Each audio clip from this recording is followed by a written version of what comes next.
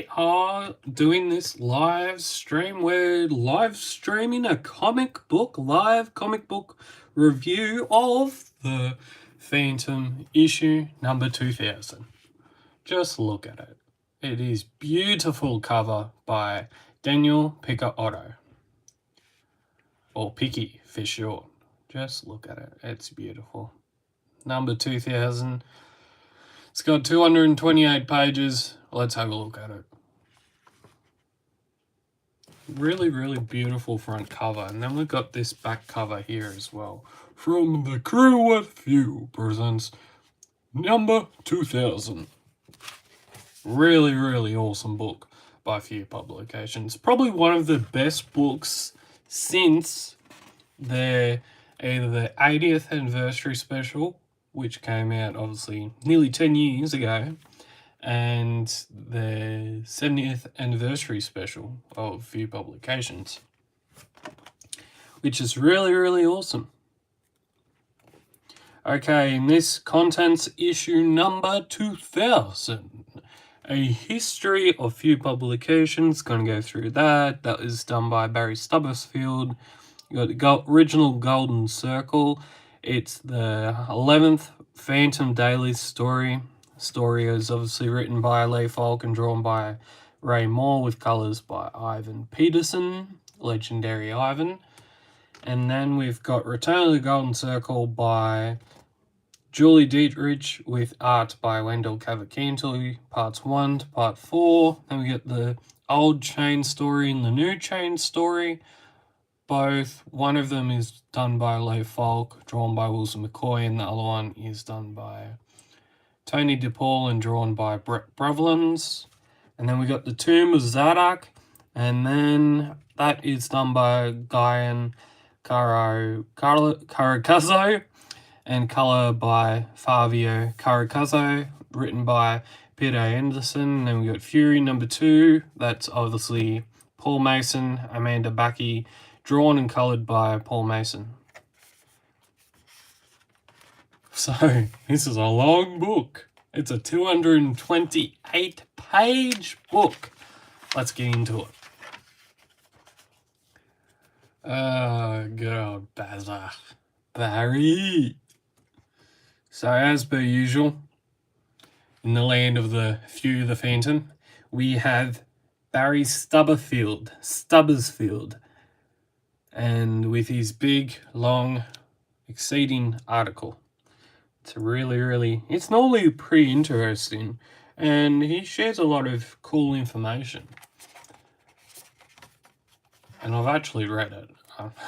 I think I've read it, or did I go past it? I think I read it. Let's just say that I did read it, and then we'll be able to move on. I think I did. Okay, we got the Golden Circle, written by, as I said, Lee Falk and drawn by Ray Moore. Now, this story, I know, has been published a lot. But it's just such a great story that people around the world have a greatest fascination with this story. It's really, really good. So, it's back in the days when, we had a lot of army-focused stories. And the Phantom, there's this army guy, and he wants to get in with Diana. And the Phantom comes and he wants to try and get in with Diana. The Phantom doesn't know of this with Byron. Byron then says, oh yeah, you're coming with me. You're not going with any Phantom. I know how deeply loves you, but he's not the right person for you. So he makes the decision for Diana. They go. Diana goes away, and then the Phantom arrives and says to Byron, he says, where is she? She just left, took the plane for Paris to meet you. Oh, I don't believe it. No, I told her the truth. Listen, wait, a minute I loved her. I wanted to marry her. That's why I left her. Believe you were dead. What? What are you doing? What are you going to do to me? Any man in his right senses would fall in love with Diana, for right off the bat, you couldn't help yourself. She's that kind of girl. Jolly, I better heal. No, you've been in love, but she happens to be my girl, which makes it tough. I know how that can get, fellow. Say, you're swell. So long. When you see her, give her my love. Will you? No, but I'll say hello. Of course. You've nearly just kidnapped the person he loves. Why is he going to give you his love? Like, don't make sense, mate. Don't make sense. Go watch the cricket. Also, Ashes retained. How good. On the side note, Australia won the Ashes.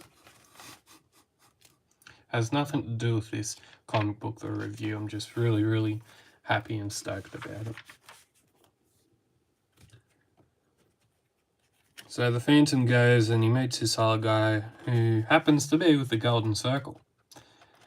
They keep trying to find him, they lose him, and the Golden Circle gang is all women. It's the whole plot joint is women, and then because of that, there's only like one or two men that do the heavy lifting, and we are about to meet one of our Golden Circle type of people. She accidentally leaves one of her Golden Circle pendants. And there's this clown, they go to a Mark's costume event, they go into another train, the Phantom then gets blackmailed for obviously trying not to kill someone, but they all believe that someone's been killed and murdered, and then that's just a convenient ploy, and he goes and meets this antique dealer who sees the Golden Circle and then goes back and says, oh yeah, I haven't actually seen it, but there's some other people who are quite interested in it. So those other people come back into the story, they wrangle with the Phantom wrangles with them, they present him to the Golden Circle court, pretty much. The Phantom then really just tries to create a love triangle between a couple of the main characters. We have this poster, which is really, really good. And this poster was actually used as the variant cover for the Supernova edition of this book. Now, apart from the covers, that's all that's changed. It's just the covers, and it's the same story inside out. So, practically, if you bought the other cover and book, and you bought this one, and you bought another one, you probably have 3 copies of the same book, but just have 2 of the same covers and 1 different cover, which is what's in this poster, and I'm never going to be taking it out. No, I'm never going to be taking it out. No chance. So he creates a love interest and a love triangle. They fight over the Phantom, and eventually the Phantom gets a big enough triangle going on, so all these other 2 people think that, oh, the Phantom loves me, and oh, the Phantom loves me, but he don't really love anyone. He only loves Diana. And eventually all that, he gets the police in, and, well, what would you know, the Golden Circle is, it's squashed. For now. But people in gangs like this, we always see the Phantom, we always see these stories pop up whenever we want them to pop up and we want to create a new story about them. And now we have the return of the Golden Circle, part 1 to part 4. There's this mysterious child, and she's alone in the jungle. Speaks to Bandar, the jungle drums, and the Phantom comes racing. A snake is about to curl him up for dinner. Lunch, probably. Lunch and dinner. The Phantom gets there just in time, and rescues the poor kid. My name is Lulu. The Phantom is my father. So after the Phantom having a panic attack, he then sorts out, oh, what if this person is this little kid did. So there's a bit of a what if, oh, did I actually do this? Did I do this? Did I not tell Diana that I actually did this? But no, eventually, this is the reason why this story, The Return of the Circle and the original, work so well together. Is because they're both great stories to start with. And The Return of the Circle is just so good. There's just so many little ins and then so many outs and then so many ins. And then eventually we have all these letters and they tell about a phantom, possibly, this is all alleged right now, so possibly having an affair. So there's a letter to say that what the kid is talking about is real, pardon me, and Diana still sticks with the Phantom because Diana and the Phantom are a love affair in themselves because they have been together for over 40 odd years and nothing like this sort of situation is ever going to go in between them unless you bring in the 22nd Phantom by the Phantom storyline, the Eggman storyline. And then the Phantom goes to this country and he goes and sees, and he finds this person, Radeline, and she catches the Phantom's eye. She asks a couple of questions, he asks a couple of questions, and then eventually she messages the message that we've been looking after. And when he's asking questions to the former individuals of Golden Circle, boom, Prison Break. Part 2 is about to come up. And the Phantom is basically saying, everyone thinks that the Phantom is the reason why all these criminals was able to escape. And so he's getting blackmailed again. So in the first original part, he got blackmailed for murdering someone. In this part, he gets blackmailed for helping people escape prison. So he's essentially, you would think he's done himself in, but there are different parts that we'll get to where in part 2 we'll notice that he's in a pickle. He's in one of those jams that you really don't really know how he's going to get out of. You really think, he's just about to create a ham and cheese toasted sandwich and put too much cheese on it. So it's a little bit too much cheesiness. And so he's in a cheesiness situation going on here. And that's very cheesy. I'm sorry, I just had to do it. I was talking about ham, cheese, and tomato sauce sandwiches. And yeah, it was cheesy. Cheesy! So there's this kid, and he keeps carrying on. This kid is like a theatre act. I'm going to say this. This kid, he is playing all these people like a theatre, like a play. He's playing this right down to the nail. He's playing this note for note to note, and he's definitely getting what he wants. And Guran sort of thinks,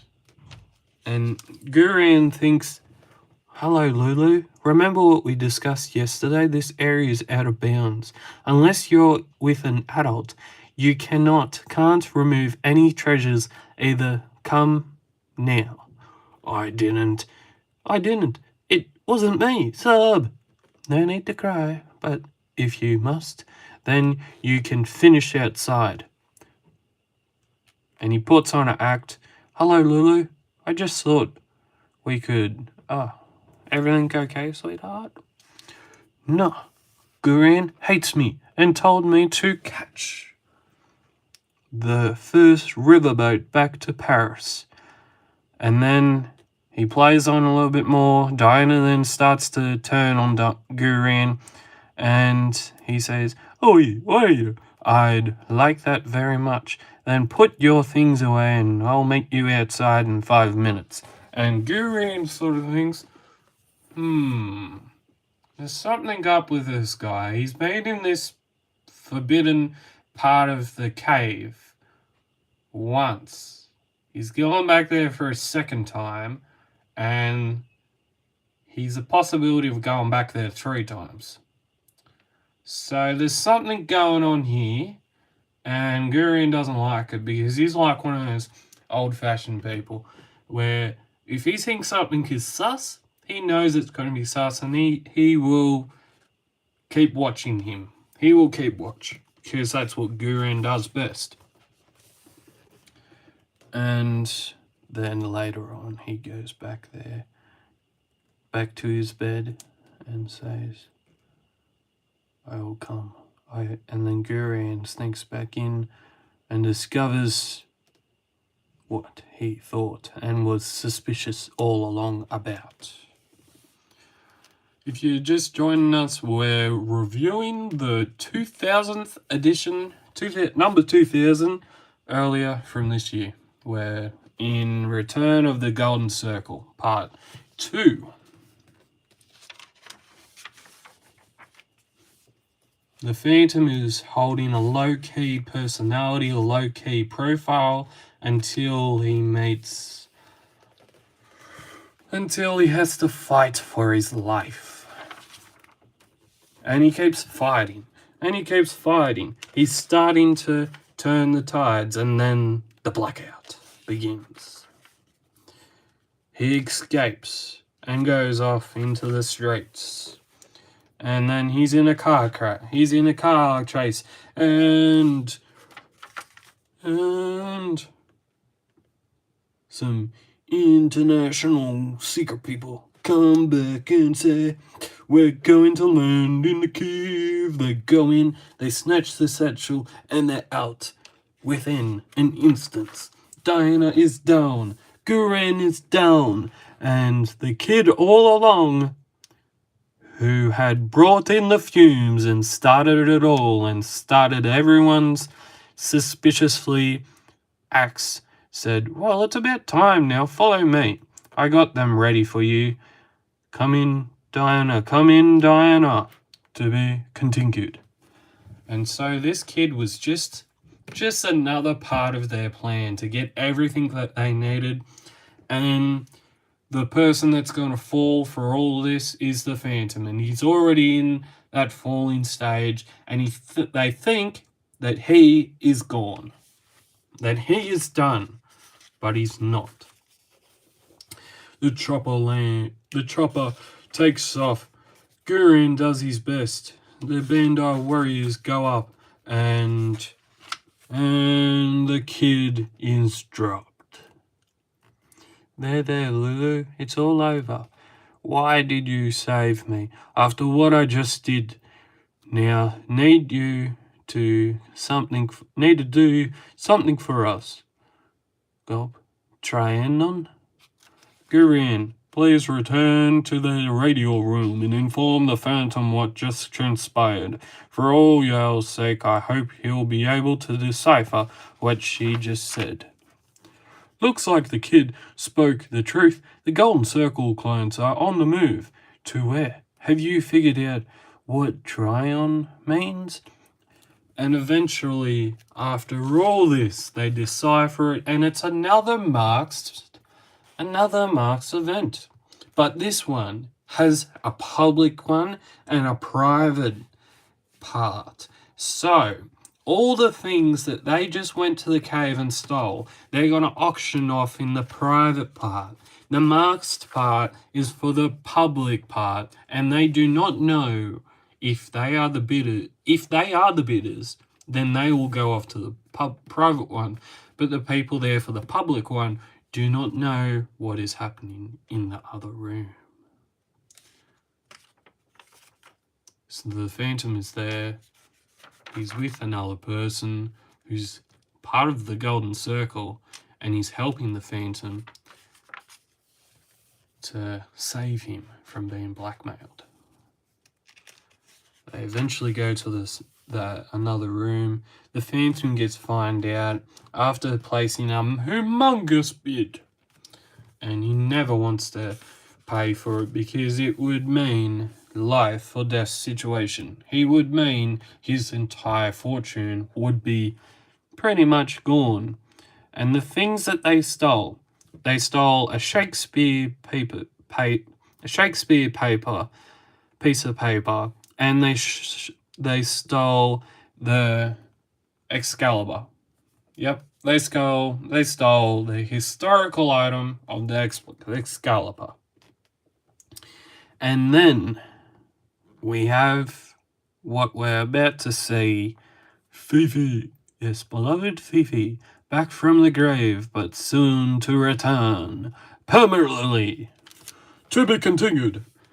Fifi is unfortunately about to be getting hung, but the Phantom is there to save her. And he doesn't save her. They are brought back, and they are on the now. A very, very not great device. A stretcher. That stretches every single limb in the person's body, and after every single limb is stretched, they eventually, limb by limb, you are then separated, and that's not good. They roll and roll and roll. Eventually, the Phantom gives way. The Phantom escapes from his torture. He gets rid of one of the people. He gets rid of the second person, and another person is starting to run away. And now, the things that I really just want to point out here right now is the Excalibur and the Shakespeare pieces of paper. You thought they were the real deal. No, they are fake. They're replicas. They were going to sell to the other people, and they were going to keep the most expensive ones to themselves.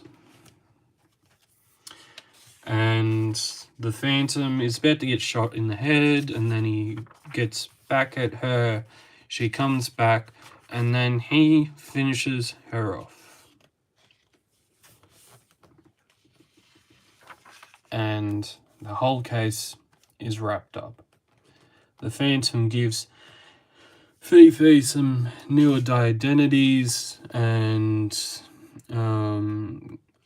some money to start her new life, and happens that new kid that we saw at the start of the story, well, that happens to be Fifi's son or daughter, and was taken away to play his part in a very, very dangerous, very, very scary situation. And now they have all their items back, and we're about to begin the chain. The original one, before we get to the other one. The one that should never have been this story, and the one after, I will say, I will just leave it until the next one. Because the Phantom, he goes, and there's people starting to try and take over other jungle tribes. The Phantom goes in there. This little Raja dude, the prince, wants Diana Palmer Walker to be his wife. The Phantom then toils on for days upon days upon days upon days until he eventually nearly exhausts himself. He breaks the chain and saves Diana from her uncertain doom of marrying a very, very cruel prince. Prince Raja. And then we have the story that I'm about to say something about. Okay, so this story was a daily story. And this story is a reimagining, how can you say this? It's like a reimagined original Chain story, but I'm going to say this is not the Chain story that we all just read. This is not what we've been just about seeing. Technically, in my personal opinion, we never needed this story. We just needed the original to stay as it is. And now this one comes out, and there are things about this story that just I don't like. And I'm okay in saying that. And I'm sure a lot of people out there in the world do. Okay, I'll ask you a question. Do you like this story or do you not? What's your opinion on this story? And yeah, there's just one thing. I know Mike Manley was at that time where he wasn't available, he was quite sick, and he wasn't doing the dailies. But really, come on.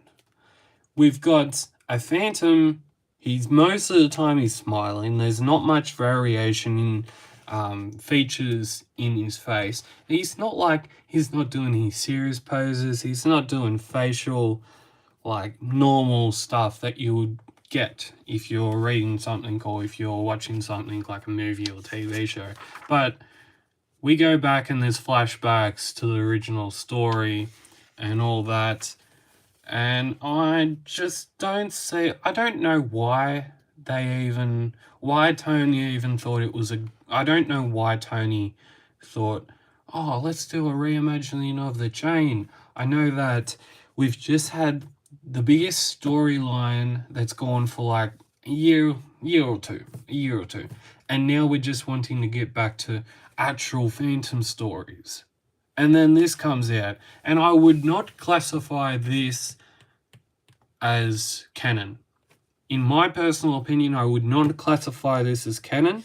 This is just, I would say, it's just, yeah, I would not. If I was to say to someone, oh, have you read The Chain? Oh, you talking about the new one? No. Don't read that.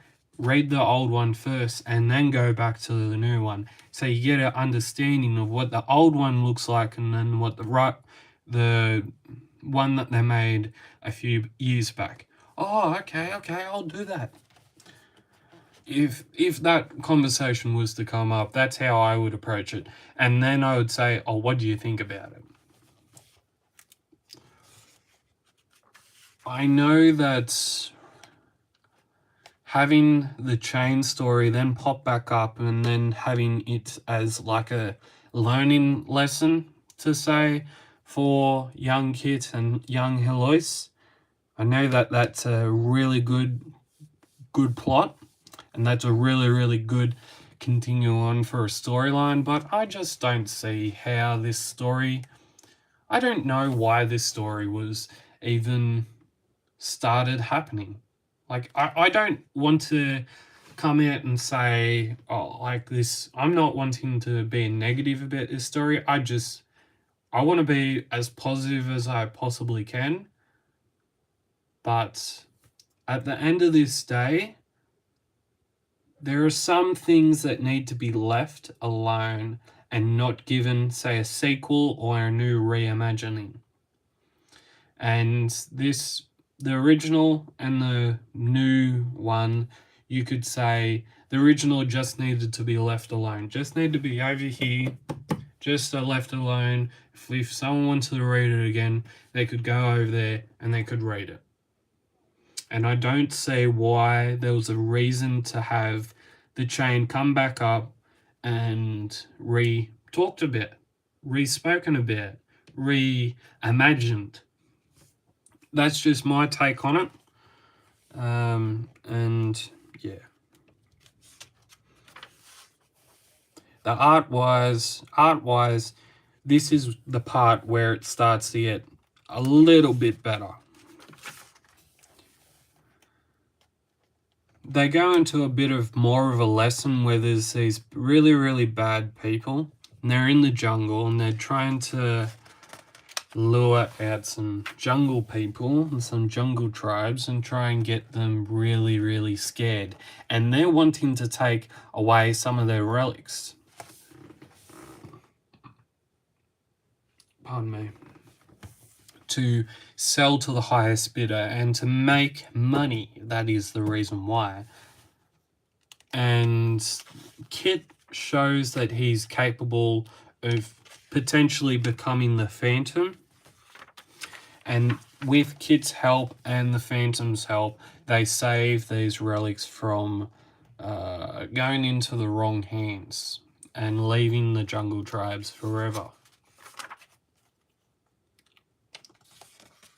And yeah, apart from that, I would say it's an alright story, apart from having quite a strong word on what I like and what I don't like.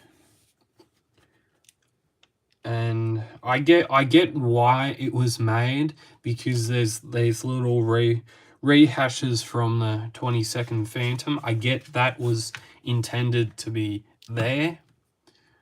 But there could have been other ways you could have possibly have done it. Really, there could have been other ways. But we're left with this story, and I'll end on this. I don't think it's canon, and I guess a lot of people don't really know what is canon, what it isn't canon. But this isn't canon. I won't believe that this is canon. And it's a story that we can all read, and if you appreciate it, good. And it's a story where we don't necessarily have to take it seriously, and it's a story that should be appreciated for what it is. It's a story that, if say you're a new fan coming into the Phantom universe, we'll go universe, and you're reading this, you'll probably think it's really, really good. You're really, really good. And that's okay. That is okay.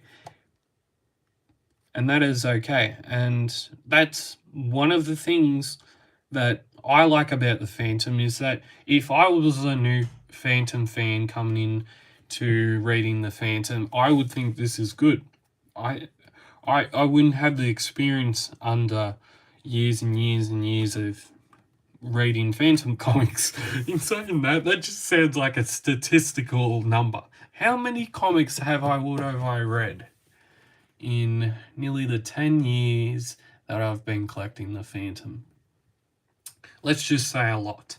But yeah, what is your opinion on this chain story? Do you like it? Do you not like it? Comment your thoughts down below in the live stream or after the live stream when this is over, or watching on the replay. Comment what your thoughts are down below. Now we've got the Tomb of Zadok. It's done by good old Cara Cuzzo and Peter Anderson.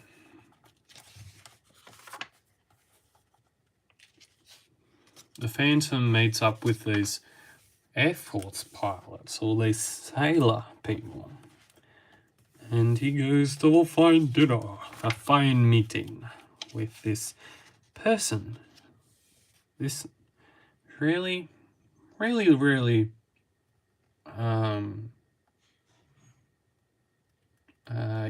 this person, we'll say. She's in a bathtub sipping what looks to be alcohol, and this person wants something. Down at the Blue Dragon Bar, he gets thrown out. There's a lot of punches being thrown. Some guys, calm down, stop fighting. Blue Dragon Bar, who? Yeah, he's here. Hold on. They pass the phone over. She wants him to do something for him. They go on a jungle exploration. They go trying to find leeches, but that's not why they're down there. They eventually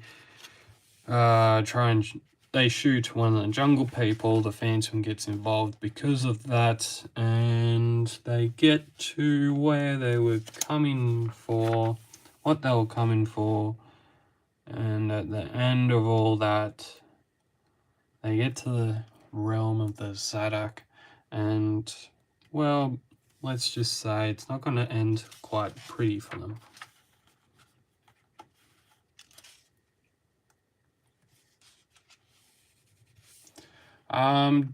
Thank you.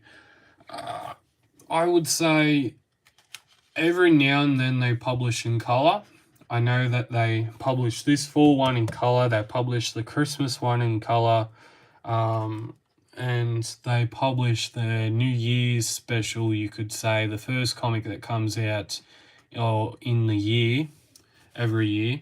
That's normally done in color. The last few years it's been done in color. And I think sometimes, especially around Supernova Sydney, when that's in around there, probably mid-June, sometimes they publish something like a special in color. They've done that a couple of times in the last few years. One of the recent ones would be the Flame story, where that one was fully published in color. They had a original story from the Norwegian story, the original one, and then they made a sequel after that, and that was done by Andrew Constant and Wendell Cavalcanti, I think it was. But I think before that they used to not publish as much in color. There was a lot of stories that were just published in black and white. And over the last few years, they've gradually published more and more comics in color. This one is a really good representation of it. But yeah, they still publish a fair chunk of their comics in black and white. And I guess it's like saying,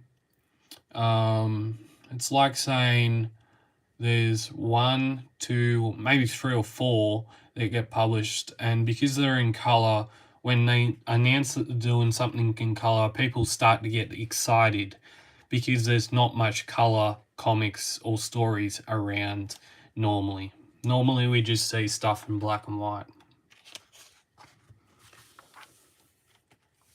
But yeah, they're gradually doing more stuff in color, which is nice to see. It's nice to see not everything is in black and white. Yeah, I'll try to. It's going to be pretty good.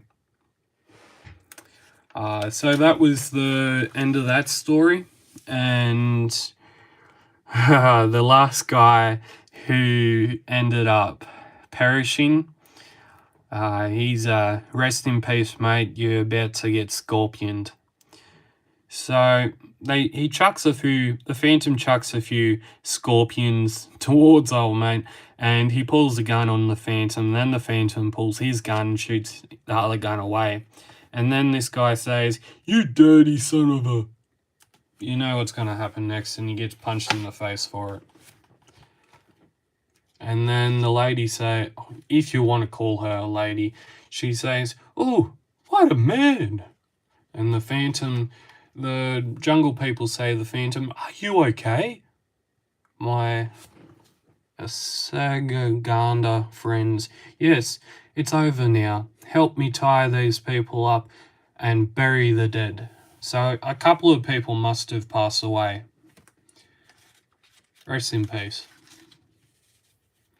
And then he gets onto the Jungle Patrol people and he says, "The pilot who crashed his plane in Morristown has been found dead in the jungle. He wasn't exactly a spy, but he was sent to the deep woods by the German government.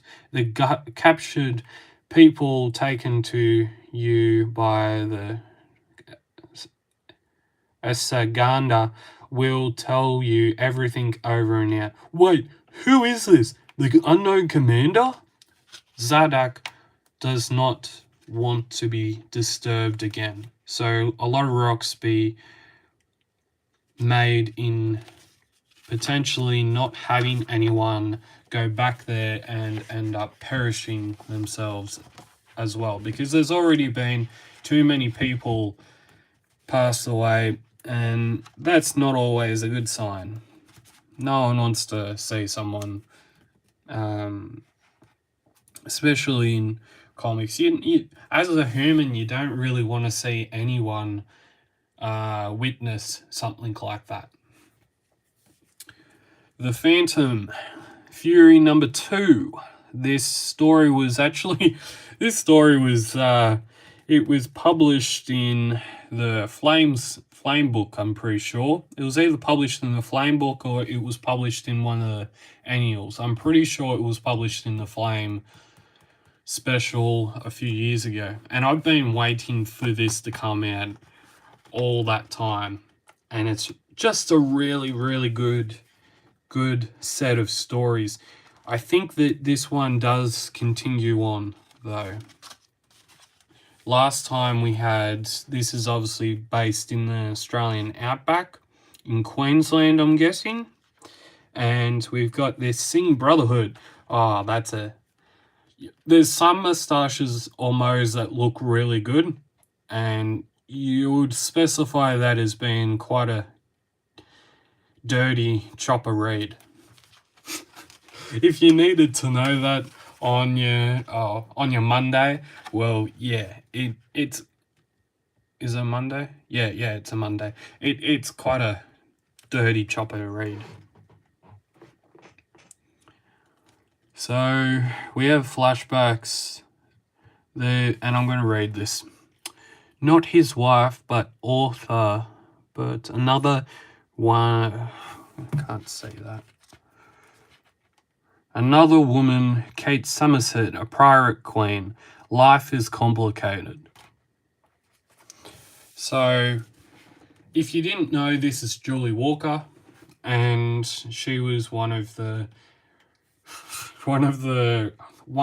I think 2, and there was 2 or 3, and she was one of the first female phantoms,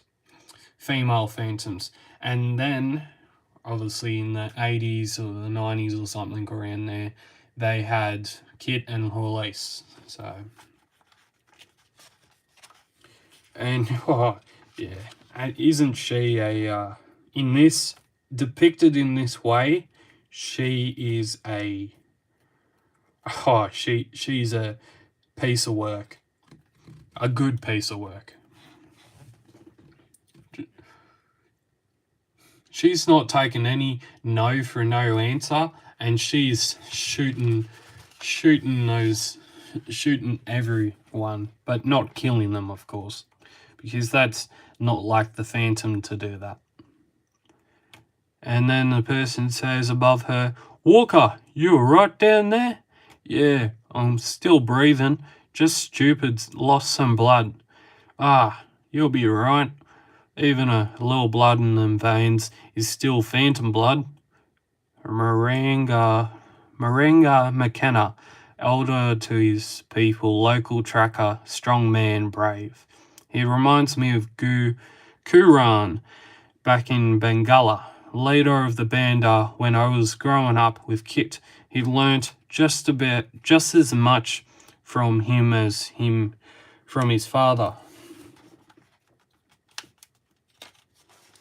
And then we've got another little bit of a flashback. The Phantom would go on to, the son would obviously go on to become the Phantom, and she would always believe that she was still as good as the male Phantom. Eventually, that male Phantom would then pass away, and she would end up taking on the mantle and making it her own. And then he says, Great Aunt Julie, what are you? And then one of the other sons says, Great Aunt Julie, what are you? Out of my way. boy. If I was younger, less bitter, and had not seen my brother's son return to the cave, perhaps I wouldn't have left. But I'd watched well-trained but less experienced young heirs assume a role I felt I could have filled a long time ago. I am a woman, and just like when I studied medicine in Paris, being a woman somehow meant I was not as worthy, not as strong, inferior. But as we all know, they're just as equal to everyone else. And then she says, never mind the pirate McKenna. They always run, but they never get it far. They always run, but they always pop up like Easter eggs. They always pop up eventually. And they don't go far. Those I love, those I've lost, and the fury that fuels my mission to the end. And to serve that single issue, lest the generations fail. Lest the generations fail. The female of the species must be deadlier than the male, to be concluded. So as I was saying, there is more to come from this storyline, and this storyline has to be just as good as the Phantom in Name storyline by the same person, Paul Mason. It's just as good. It's so good. I cannot say how great it is because I love where it's tracking at the moment. Okay, as you've probably heard me say a lot on this channel, you got the Legacy series, and I'm going to say where the website is, www.phantomcomic.com.au, and that's all I will say about it. You can check out it on the website at Few Crew's website, but yeah, be aware if you have ordered anything around Christmas time, they are taking some kind of Christmas break around Christmas time, obviously, and they will be back on, I think it's the 5th of January, 5th or 6th of January, so any orders placed with Few Publications, I technically don't have to say this, but I want to, because many people may not be aware of this, but any orders for like books and stuff from their website, they will be accepted, but they probably won't be shipped until they come back from their Christmas break. Again, I don't have to say what I just said, but I feel like it's a good thing for everyone, not just people who know locally, but internationally that is happening. And if you're not aware, well, now you are aware, and that is good. That's better than not being aware, because say if you order something and then you starting to get fretted because you don't know when that order is going to end up turning up, you start to get a bit stressed, and yeah, it's better to be aware than not to be aware. Okay, as I said early on in the live stream, we've got the back cover from the crew at Few. It's such a great back cover. I love this backdrop. It's really, really awesome. It blends quite well with the front cover as well, which is just as awesome. It is purely just awesome. I love how the fire in the background, it sort of like gives that cinematic type quality, and it's just so awesome. It is so awesome. And yeah, that's my review, my comic book review of the 2000th edition, number 2000 of the Phantom. And yeah, thank you for watching. Stay Phantom Caving, and I will see you next time. I will see you in 2026, and that'll just be as awesome. See yous, and we'll see you next year. Thank you for watching.